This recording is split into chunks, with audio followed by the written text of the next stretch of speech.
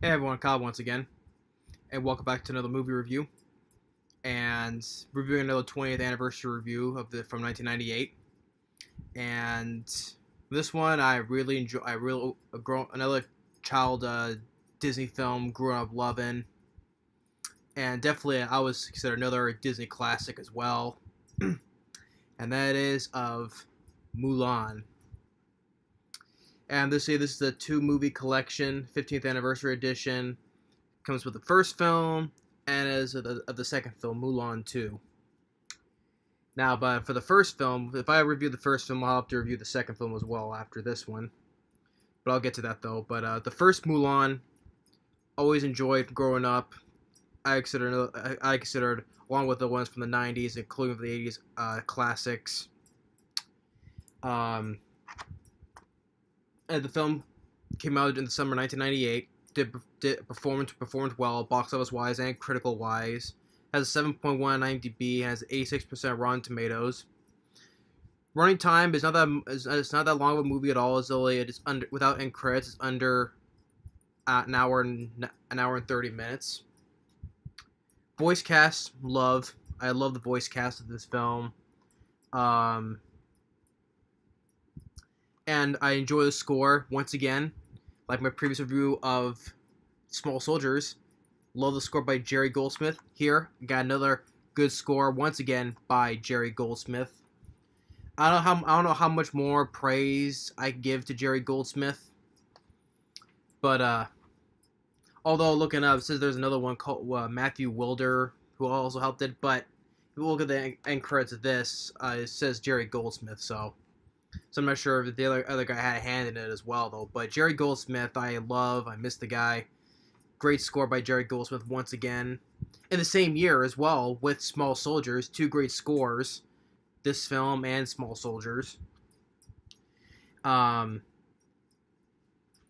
the two directors of this film, Barry Cook and Tony Bancroft. Good job on the directing with the animation. I always enjoyed the old '90s, Disney films animations, like from Lion King, Aladdin, Hercules, Tarzan, and I said the Lion King, yeah.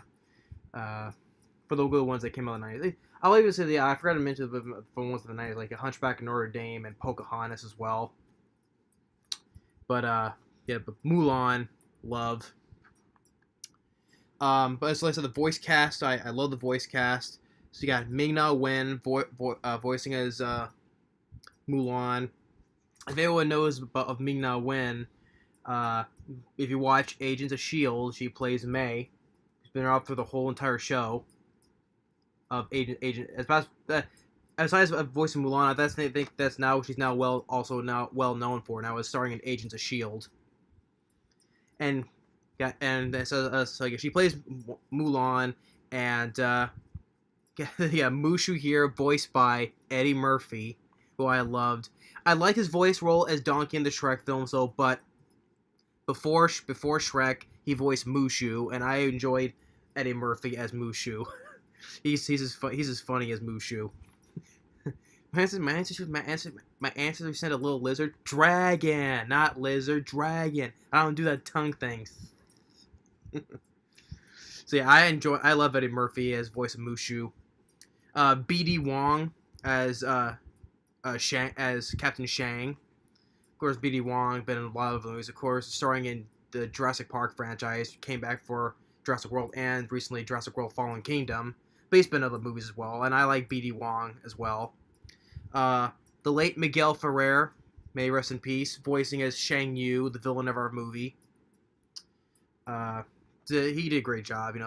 Miguel Ferrer. He's been from RoboCop, Deep Star 6.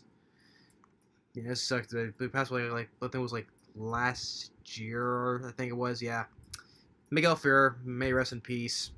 But I liked him in Deep Star 6 and RoboCop. But he did a great job as Shang Yu, the villain.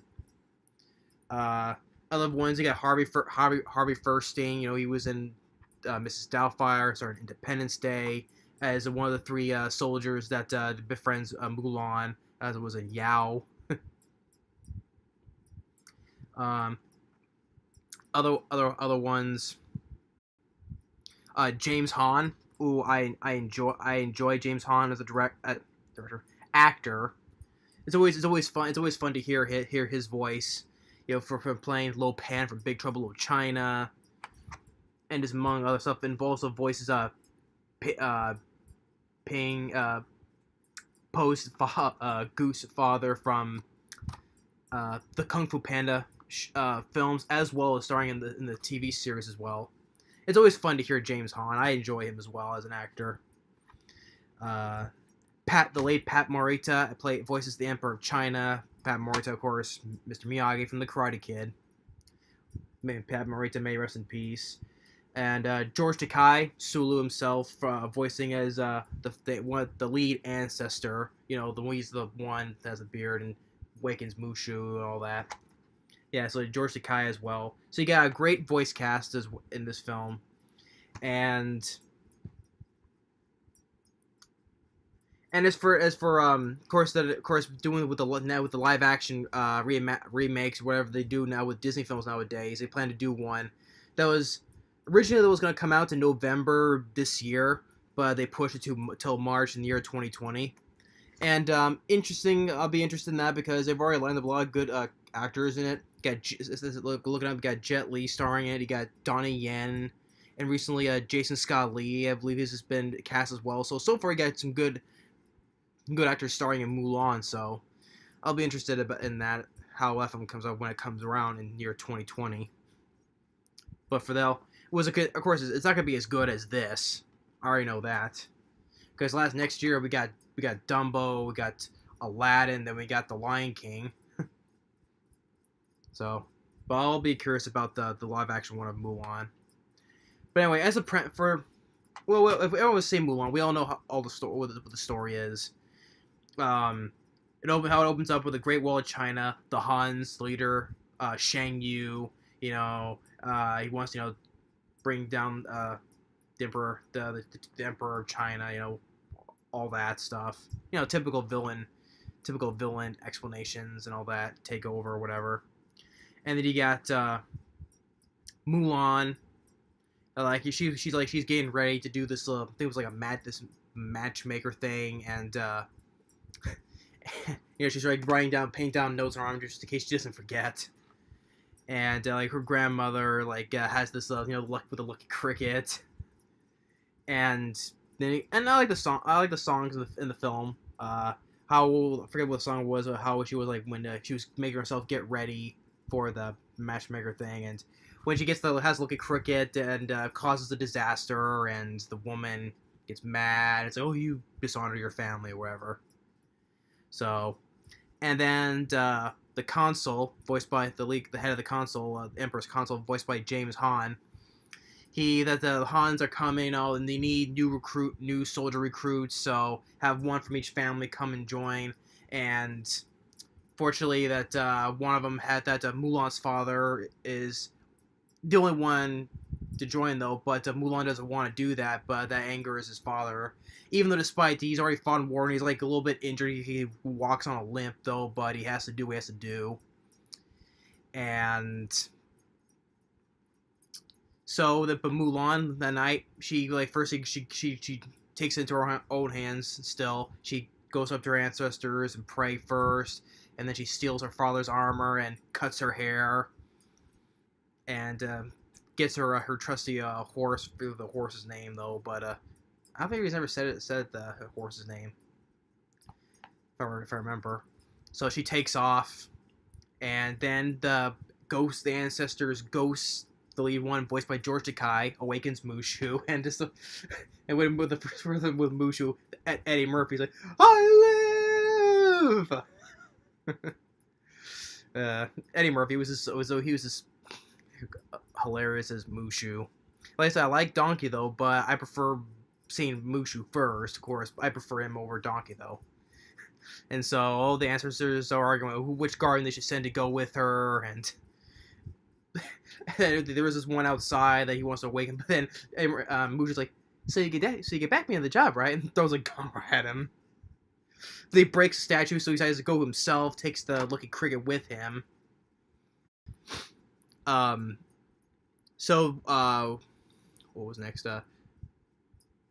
well, you cut to another part with Shang Yu tells you get you till like the Chinese army bring the best or whatever, and cut back with the soldiers camp, and like Mushu tries to make himself as this big guardian for Mulan, but then he's this dinky little dragon. That's where he says, my ancestors sent a little lizard, dragon, not lizard. I don't do that tongue thing. So he tries to make him make Mulan try to act like a man, walking and speaking like a man, and it causes a fight with the soldiers. Of course, together are three soldier guys that one voiced by Harvey Fierstein, and what are the other two guys? The Yao. Let's see, Lin and Chen Po. Chen Po is like the big one, and Lin is like the skinny one. Like they each have their color uniforms. Like Harvey Fierstein's one is the red, Chen Po the big one is like the blue one, and then Lin is the skinny one. He's like the yellow one. And BD Wong as Shang, his father. His father takes his army out, and his job is to train these new guys. And the council, James Han's like Dave. He's gonna report all this, and the ones they're all the gang. They start the fight, and they point to Mulan. He started it. And Mulan comes with a false name, Ping. So the next morning, their training begins. And then you guys get the whole song, which the highlight, one of the highlights for me is the song that me and my brother love is "I'll Make a Man Out of You," which other than B Wong sings that song though, but it's looking like it was another person singing it for him, which I couldn't even. Of course, growing up, I couldn't even tell it was a double singing in for B.D. Wong or for Ming-Na Wen as Mulan. So growing up, I couldn't even tell. There's it sounded like the same voice. But of course, later on, when you get older, you look the stuff up, and of course, you saw there are singer doubles. So, yeah. And of course, if you watch the music video, there's a music video which is on here though. But if you find it on YouTube, Jackie Chan he sings that song but in Chinese, of course. And I think that Jackie Chan he does a good job singing that song, especially in Chinese. I don't think Jackie Chan was not that bad of a singer, honestly. But yeah, I like that music video with Jackie Chan singing that song. But this song I enjoy, like in the movie as well. How could I make a man out of you? And it shows first there's this arrow on top of the post to get to the arrow while holding these golden discs that are heavy. And it shows Mulan screwing up in the training though. But then when she finally climbs up using the things to help climb up, and then she gets better in the training. We are men, we must be swift as the coursing rain. We are men. So I really enjoy that song. So that all of them complete their training, and then when Mulan has to take a bath in the lake, and all our three other guys all skinny dipping, and she's just trying to hide because she's a woman. She just want to say that she is a woman. And then Mushu bites one of them. It's like snake, and then it's like he's of course he's you get a little modern thing where he has a toothbrush and toothpaste. Of course, back in when was toothpaste and a toothbrush invented, but still, it's that was foul. He's rinsing his mouth with toothpaste. And then he sees it, and she's like, I never will see another naked man again. And you see all the other soldiers, they all run up in the lake naked, and Mushu's like, hey, don't look at me, I ain't biting no more butts. And then Mushu overhears with Shang and the council guy, whatever the guy's name is, but the James Han voices. So he overhears that they're even though the train's complete, they're still not ready enough. What the council says. So Mushu, he creates like a false message. The same as from the general that they're needed out there. So they're doing. They get another song where they're saying, oh, what was the song that they're saying as they're on their way? Let me see. What we're fighting for is the name of the song is what we are fighting for. And as they go, they see this ruined village. It's all been burned down to the ground. Mulan finds this little doll, which belonged to a girl. I guess that girl's been killed because Shang Yu had that, and he's like, besides, a little girl is missing, is looking for a doll. We should return it to her. So hence they killed everyone in the village, including the children, because that's why that doll's there. And it shows that Shang's father has been killed, and so is his army, and because Champo has his helmet. So sets a little memorial thing for his father. And as they're heading out more, they actually give away the position where Mushu fires a rocket accidentally. Then the Huns they attack with arrows, and they're firing cannons at them. But then they see Shang Yu has his army like by the hundreds charge in, and Mulan gets the idea to shoot the last cannon right at the top of the snowy peak to cause an avalanche. And which was a good idea. All the army, they're all running, they all get buried in the snow, and Mulan has Shang, and they're about to go over the cliff and shoots the arrow, which Harvey Fierstein's character shoots, but it's like, I let it slip through my fingers, and whoop, pull. And which is kind of what I find quite funny is that like, besides our three other three soldier characters that friends Mulan, but the rest of the army, like earlier there was like a lot of recruits for the army though. But as they're trying to hold on, and Champo has to grab all of them to pull them up because he's pretty strong. It's like the other guys, there was like three or four additional ones. Like we're like from earlier, we're having to the other members of the army. It's like they got shrunk and shrunker or very little. I just funny as I noticed that a lot of times, like there was like a whole bunch of them besides the three other guys, and then all of a sudden when they're trying to pull right, there was like four other ones that are trying to lift them up. So like where's like as they were even when they were singing, what we were fighting for, there was like more than them. But like how do they get like from that many to this very little? I don't know. So. But they pull him up. Shan thanks Ping for saving him. But then Mulan, she's got wounded from Shang Yu. But as they address the wound, they find out that she's a woman, and then she gets ostracized for that. Shouldn't be in the army and all that, so they just leave her behind.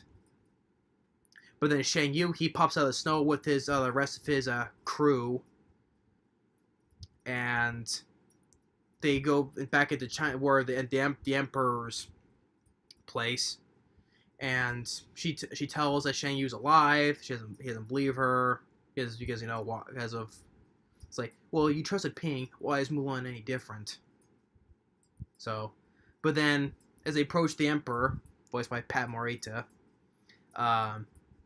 Shang Yu has this little side like a psychic, like the hawk, takes a sword, and then the rest of his crew, they take the emperor in the palace, and Mulan has an idea of how to get in, like we were like from earlier, like how he climbed to the post to get the arrow, and while the three other guys dress up like women, and you get that song playing, "We Are Men" again, and they could use them as a distraction to take out the other guys while Shang fights Shang Yu, and Miguel Ferrer Shang Yu is like, I've grown tired of you, old man. Bow to me. And then Pat Morita is the emperor.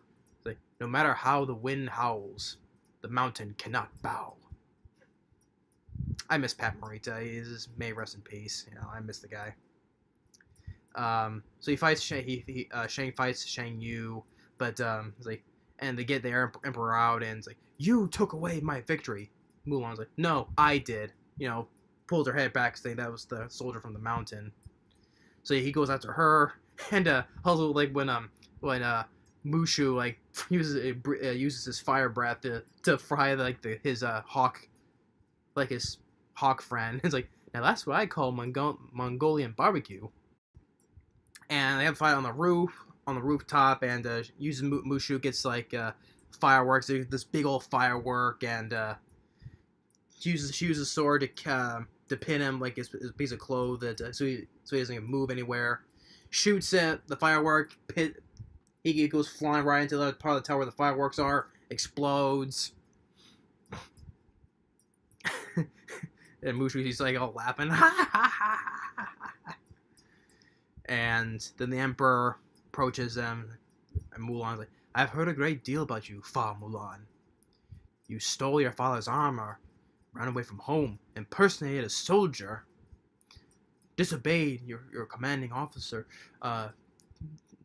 dishonored the Chinese army, destroyed my palace. For that, we are ever grateful, or in your death, whatever he says at the end. So that everyone bows to her, takes the Shenyu sword and this medallion, and she goes back home to her father, which he was going to give that to her father, but he didn't care about that. Drops it, she's just happy that she's home safe and sound.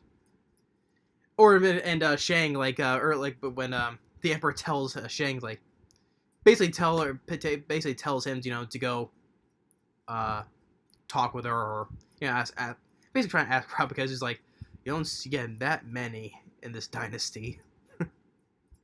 that was just funny what Pat Morita says. So Shang goes there, and her grandma's like, sign me up, to get another good guy looking guy like that.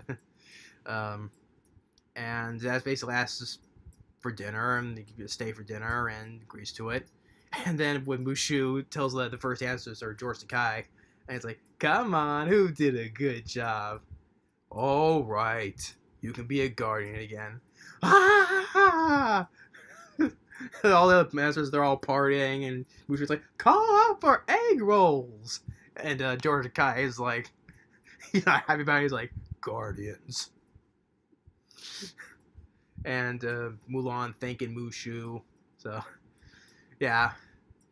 I don't know more I can say. It's just fun talking about this film. I really loved the film growing up. I still love it to this day. 20 years later, it's still a classic, let alone a classic Disney film. It's definitely one of my, of the old traditional ones, it's definitely one of my favorites. But I have to make a list with my top 5, or a top list of my favorite Disney of the ones from the 90s and the 80s. But I love Mulan. It's definitely a classic. Love the score by Jerry Goldsmith once again. The voice cast, Ming-Na Wen, love it. She would do a great job. Love Eddie Murphy. B.D. Wong was great. The late Miguel Ferrer was great as the voice of the villain. Other supporting ones are Harvey Fierstein, James Hahn, George Takei, and there are all the other supporting guys. The other two guys who voiced them, the ones with Harvey Fierstein, were good as well. As I meant to mention, Pat Morita was nice hearing him. But this is definitely it deserved box office wise and the critical wise, and he was even nominated for some awards as well. So what was it nominated for? Yeah, it won several Annie Awards, including Best Animated Feature. It was not Jerry Goldsmith. His score was given an Oscar nomination, but it lost to the one in this score, Stephen Warbeck's score for Shakespeare in Love. I have not seen Shakespeare in Love, but to me, I think it was worth winning an Oscar for, because a lot of singers from the other Disney films won Oscars, like Celine Dion, People Bryson for Beauty and the Beast, Elton John for Lion King, and Phil Collins for Tarzan. Well, those are songs, not scores, though, but still. I think Jared Goldsmith could have won. To me, would have won it. And it was even also nominated for Golden Globe, too, though, but I think it was beaten. It was beaten for The Truman Show. Yeah. But I love the score by Jared Goldsmith. May he rest in peace, because I love the guy. I don't care how much praise I give this guy a lot, but still. The voice cast, phenomenal job. Animated, the animation, phenomenal. But virtually I have no problems with the film. I still say still a Disney classic. For the features on the first one, has like 7 deleted scenes, 2 backstage Disney featurettes, journey behind the scenes with the filmmakers and cast, 5 music videos, one of them including the one with Jackie Chan, one with Stevie Wonder, Christina Aguilera has an auto commentary and more. So yeah, but definitely Disney classic. And so the next review I'll have to, since I reviewed the first film, I'll have to review the second one, which I think the film that a lot of people don't like, because looking up the sequel, well, this one has an 86% Rotten Tomatoes. This one has a 0% for the sequel. I haven't seen the sequel in years, so I will not sure if it's as bad as people think it is. So not sure on that though, but I've seen a whole lot worse though. But still, if I watch it, I probably think it's not as bad as people think it is though. But anyway, yeah, love Mulan, definitely a classic. Love virtually all what I said: cast, score, animation, songs, especially "I'll Make a Man Out of You." But yeah, that's my review. The 20th anniversary of Mulan. 20 years later, is still a classic. I definitely give a thumbs up.